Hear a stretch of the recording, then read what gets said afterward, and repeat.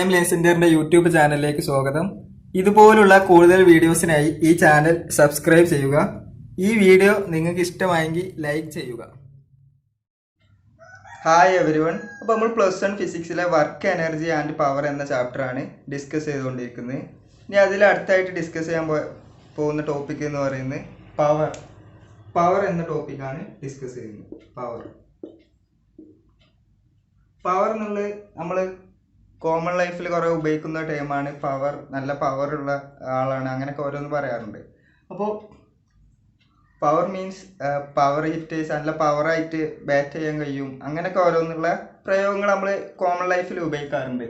അപ്പോൾ പവർ എന്നുള്ളത് ഫിസിക്സിൽ എന്താണ് പറയുന്നത് നോക്കാം. പവർ എന്നുള്ളത് rate at which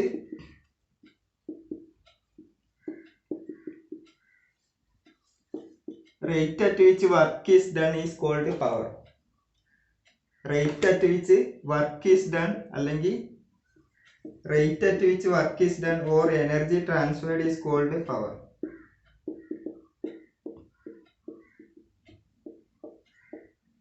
rate at which work is done or energy is transferred is called power. അതായത് എനർജി ട്രാൻസ്ഫർ ചെയ്യുന്ന റേറ്റിനെ അല്ലെങ്കിൽ വർക്ക് ചെയ്യുന്ന റേറ്റിനെയാണ് എന്ത് പറയുക, ടൈം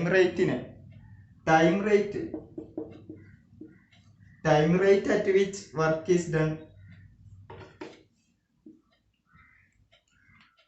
അതായത് time rate at which work is done is called power. പവറിന് അതായത് ഈ ഡെഫിനിഷൻ അറിഞ്ഞിരിക്കണമെന്നില്ല, ടെക്സ്റ്റ് ബുക്കിൽ ജസ്റ്റ് പറയുന്നുണ്ട് ഈ കാര്യം. പവർ എന്താണെന്നുള്ളത് വർക്കിന്റെ റേറ്റ്, ടൈം റേറ്റിനെയാണ് എന്ത് പറയുക, പവർ എന്ന് പറയുന്നത്.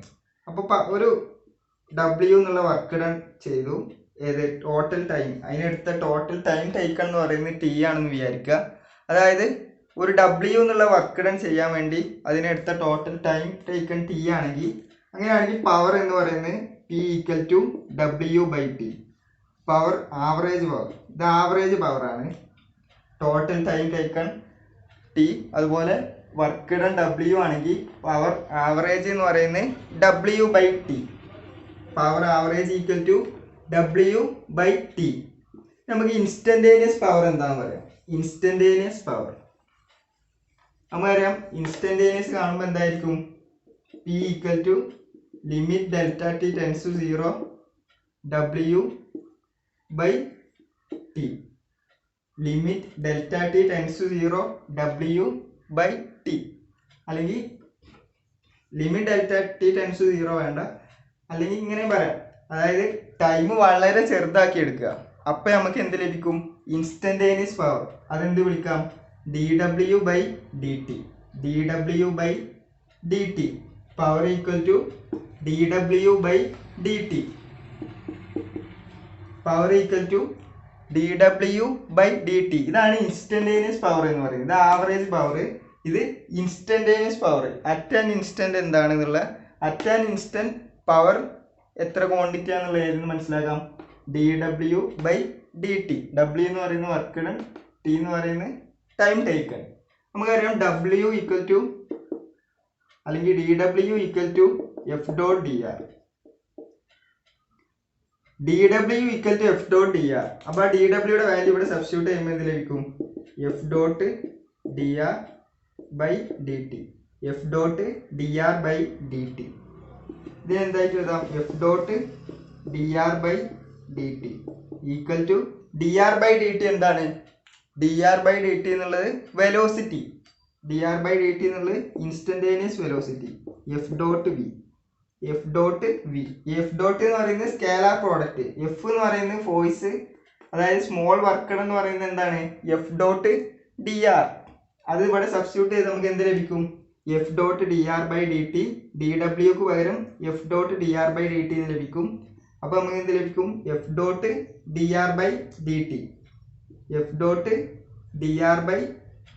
ഇതിന് F.dr/dt എന്ന് എഴുതാം. അപ്പോൾ F.v എന്ന് എഴുതാം. F.v, അതായത് dWക്ക് പകരം നമ്മൾ F.dr കൊടുത്തു, അങ്ങനെ F.dr/dt എന്ന് എഴുതി. അപ്പോൾ F.v. അതാണ് എന്ത് പറയുന്നത്, പവറിന് വേറെ രീതിയിൽ, അതായത് ഫോഴ്സും വെലോസിറ്റിയും വെക്ടർ ഫോമിലൊക്കെ തന്നിട്ട് പവർ കാണാൻ ചോദിക്കുകയാണെങ്കിൽ എന്തായിരിക്കും, എഫ് ഡോട്ട് വി എന്നുള്ളതായിരിക്കും പവർ എന്ന് പറയുന്നത്.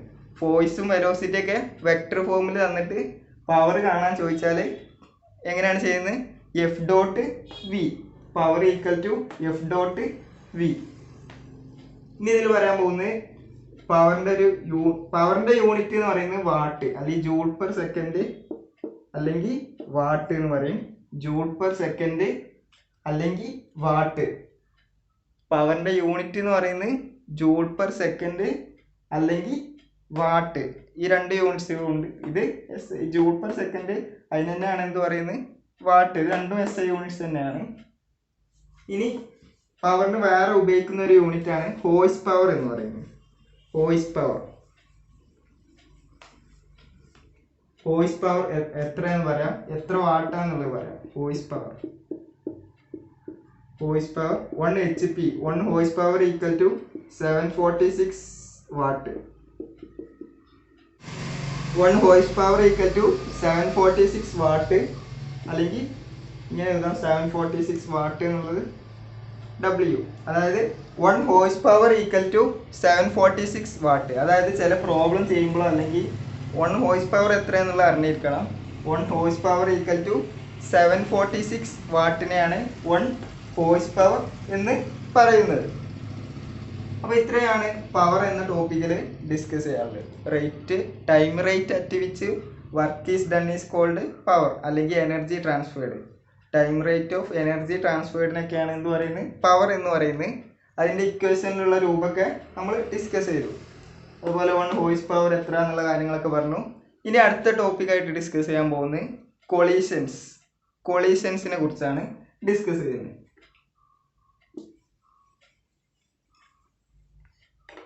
കൊളീഷൻസ്.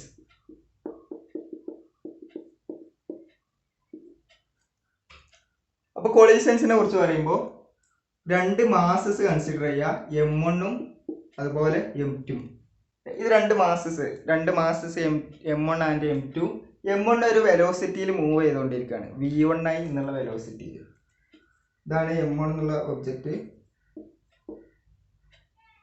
M1 മാസമുള്ള ഒബ്ജക്റ്റ് അത് V1I എന്നുള്ള വെലോസിറ്റിയിൽ മൂവ് ചെയ്തുകൊണ്ടിരിക്കുകയാണ്. അതുപോലെ ഇവിടെ M2 എന്നുള്ളൊരു ഒബ്ജക്റ്റ് ഉണ്ട്. M2 അത് ഇനീഷ്യലി അറ്റ് റെസ്റ്റ് ആണ്. M2 എന്നുള്ള ഒബ്ജക്റ്റ് ഇനീഷ്യലി അറ്റ് റെസ്റ്റ് ആണ്. ഇത് എക്സ് ആക്സിസ് ആയിട്ട് എടുത്തു, ഇത് വൈ ആക്സിസ്, ഇത് എക്സ് ആക്സിസ്, അതുപോലെ ഇത് വൈ ആക്സിസ്. അപ്പോൾ M1 എന്നുള്ള ഒബ്ജക്റ്റ് V1I എന്നുള്ള വെലോസിറ്റിയിൽ മൂവ് ചെയ്തുകൊണ്ടിരിക്കുകയാണ്. M2 എന്നുള്ള ഒബ്ജക്റ്റ്, M2 മാസമുള്ള ഒബ്ജക്റ്റ് എന്താണ്, റെസ്റ്റിലാണ്. M2 എന്നുള്ള ഒബ്ജക്റ്റ് ഇനീഷ്യലി ആയിട്ട് റെസ്റ്റ്, ഇത് V1I എന്നുള്ള വെലോസിറ്റിയിൽ മൂവ് ചെയ്തുകൊണ്ടിരിക്കുകയാണ്. അപ്പോൾ ഈ M1 M2നെ കൊളൈഡ് ചെയ്യുന്ന സംഭവമാണ് ഡിസ്കസ് ചെയ്യുന്നത്. M1 M2നെ കൊളൈഡ് ചെയ്യുന്ന കൂട്ടിമുട്ട്. അപ്പോൾ M1 M2 എന്നുള്ള മാസിനെ കൊളൈഡ് ചെയ്യുന്ന സംഭവമാണ് ഡിസ്കസ് ചെയ്യുന്നത്. അപ്പോൾ M1 M2നെ കൊളൈഡ് ചെയ്തതിനു ശേഷം M1 ഏത് വെലോസിറ്റിയിൽ പോയി,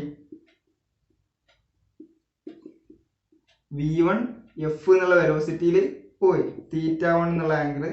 അതുപോലെ M2 എന്നുള്ളത് V2F എന്നുള്ള വെലോസിറ്റിയിൽ θ2 with respect to x axis.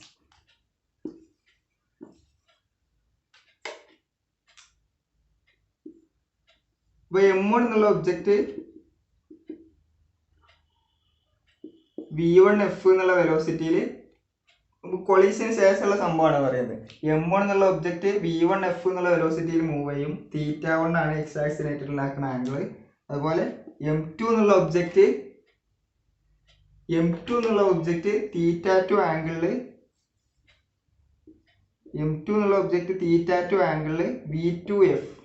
V2F എന്ന് പറയുന്നത് velocity of second particle, final velocity of second party. F എന്നുള്ളത് എന്തിനെ സൂചിപ്പിക്കുന്നത്, ഫൈനൽ വെലോസിറ്റിയാണ് സൂചിപ്പിക്കുന്നത്. F എന്നുള്ളത് ഫൈനൽ വെലോസിറ്റിയെ സൂചിപ്പിക്കുന്നു. V2 എന്നുള്ളത് രണ്ടാമത്തെ ഒബ്ജക്റ്റ് എന്ന് കാണിക്കാൻ വേണ്ടി. ഈ 1 എന്ന് പറയുന്നത് ഒന്നാമത്തെ ഒബ്ജക്റ്റ്, F എന്ന് പറയുന്നത് ഫൈനൽ. അതുപോലെ V1I എന്ന് പറഞ്ഞാൽ ഫസ്റ്റ് ഒബ്ജക്റ്റിന്റെ ഇനീഷ്യൽ വെലോസിറ്റി. I എന്നുള്ള ഇനീഷ്യൽ എന്നും F എന്നുള്ളത് ഫൈനൽ എന്നും റെപ്രസെന്റ് ചെയ്യാൻ വേണ്ടിയാണ് ഉപയോഗിച്ചിട്ടുള്ളത്. അപ്പോൾ M2 എന്നുള്ളത് θ2 ആംഗിളിൽ V2F വെലോസിറ്റിയിലും m1 എന്നുള്ളത് v1f വെലോസിറ്റി θ1 ആംഗിളിൽ, അതായത് വിത്ത് റെസ്പെക്ട് ടു എക്സ് ആക്സിലുള്ള ആംഗിളുകളാണ് പറയുന്നത്. അപ്പോൾ ഇങ്ങനെയാണ് കൊളീഷന് ശേഷം മൂവ് ചെയ്യുന്നത്. ഒരു കോമൺ ഒരു എക്സാമ്പിൾ ആയിട്ട് പറഞ്ഞാണ് m1 എന്നുള്ള ഒബ്ജക്റ്റ് m2 എന്നുള്ള ഒബ്ജക്റ്റിൽ m1 എന്നുള്ള ഒബ്ജക്റ്റ് m2 റെസ്റ്റുകളുള്ള m2 ആയിട്ട് ഇതുപോലെ ലീനിയർലി കൊളൈഡ് ചെയ്യുമ്പോൾ സംഭവിക്കുന്ന ഒരു ഇത് പറഞ്ഞതാണ്.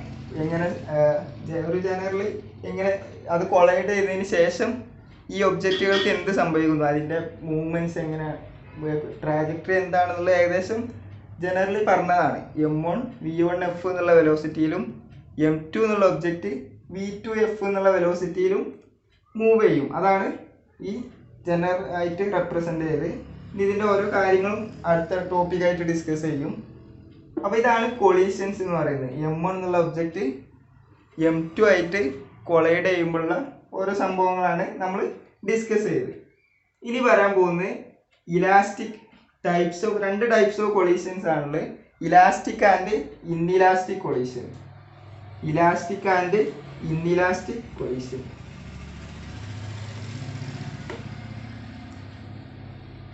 ഈ കൊളീഷൻസിൽ elastic and inelastic collisions. Elastic and inelastic collisions.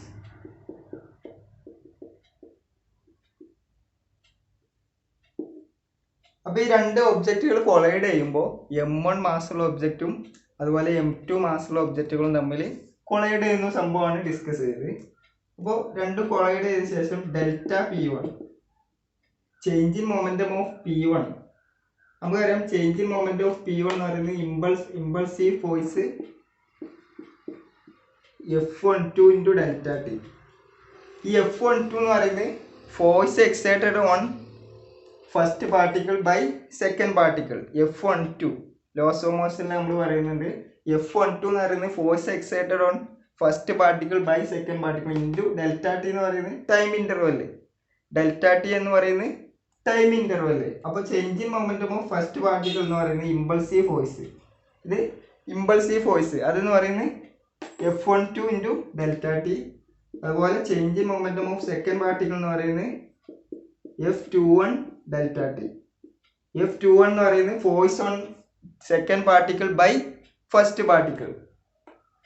Force on second particle by first particle ആണ് എന്ത്, F21. അപ്പോൾ നമുക്ക് Newton's third law of motion വെച്ച് നമുക്കറിയാം F12 equal to minus F21. F12 equal to minus F21. അപ്പോൾ ഇത് minus F21 എന്ന് കൊടുത്താൽ minus F21 delta T.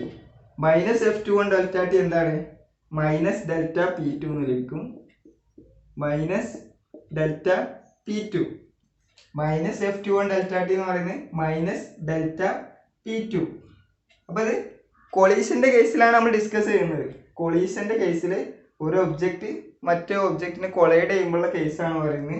Change in momentum of particle 1 ആണ് പറയുന്നത്. P എന്ന് പറയുന്നത് momentum, change in momentum of particle 1. അതുപോലെ change in momentum of particle 2 എന്ന് പറയുന്നത് ഡെൽറ്റ P2.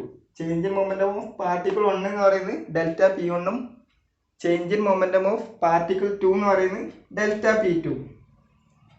അപ്പോൾ എന്ത് ലഭിച്ചു, delta P1 equal to minus delta P2 അല്ലെങ്കിൽ delta P1 plus delta P2 equal to 0 അല്ലെങ്കിൽ delta of P1 plus P2 delta of P1 plus P2 equal to 0. Delta of P1 plus P2 equal to 0. ഇതിൻ്റെ meaning എന്ന് വെച്ചാൽ total momentum of ആ രണ്ട് പാർട്ടിക്കിൾസിൻ്റെ total momentum എന്താണ്, conserved ആണ്. അതായത് total momentum constant ആയിരിക്കും. ഈ രണ്ട് പാർട്ടിക്കിൾസിൻ്റെ കൊളീഷന് മുമ്പും കൊളീഷന് ശേഷമുള്ള ടോട്ടൽ മൊമെന്റം കോൺസ്റ്റന്റ് ആയിരിക്കും. അതായത് total momentum is conserved. Total momentum is conserved.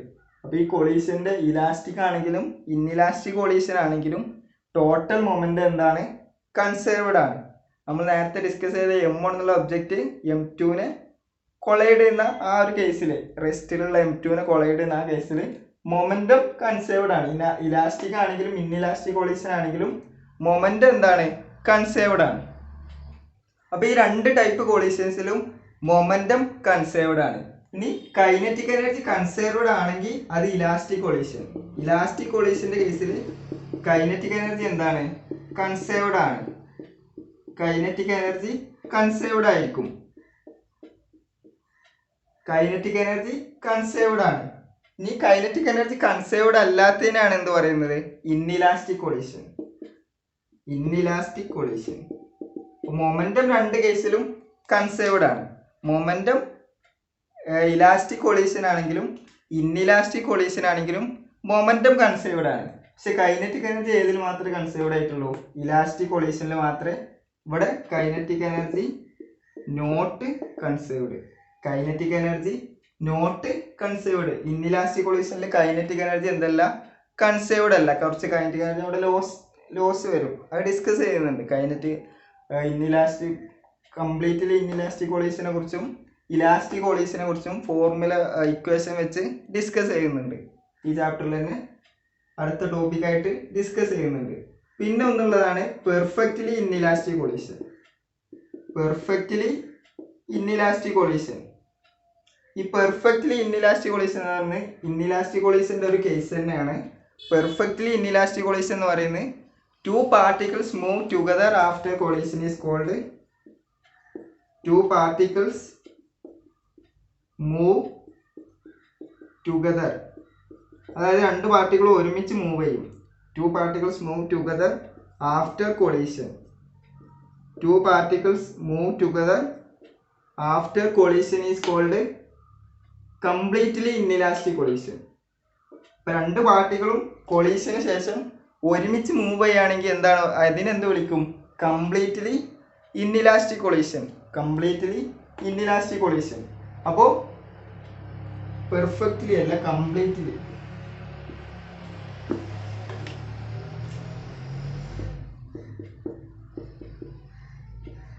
Completely inelastic collision. Completely inelastic collision. Two particles move together after collision is called completely inelastic collision. അപ്പോൾ ഇതിൽ ഈ ഇൻഇലാസ്റ്റിക്കിന്റെ കേസിൽ കംപ്ലീറ്റ്ലി ഇൻഇലാസ്റ്റിക് കൊളീഷനെ കുറിച്ചും ഇലാസ്റ്റിക്കിന്റെ കേസിൽ ഇലാസ്റ്റിക്കിനെ കുറിച്ചും ഫോർമുല ഇക്വേഷൻ വെച്ച് ഡിസ്കസ് ചെയ്യുന്നുണ്ട്. അതിന്റെ ഫൈനൽ വെലോസിറ്റീസും ഫൈനൽ വെലോസിറ്റി ഒക്കെ എങ്ങനെ കണ്ടെത്താം, അതുപോലെ ഓരോ റിലേഷനെ കുറിച്ചും, അതുപോലെ മൊമെന്റം കൊളീഷൻസ് ഇൻ 2 dimension തുടങ്ങിയ കാര്യങ്ങളൊക്കെ അടുത്ത വീഡിയോയിൽ ഡിസ്കസ് ചെയ്യുന്നതാണ്. Thank you.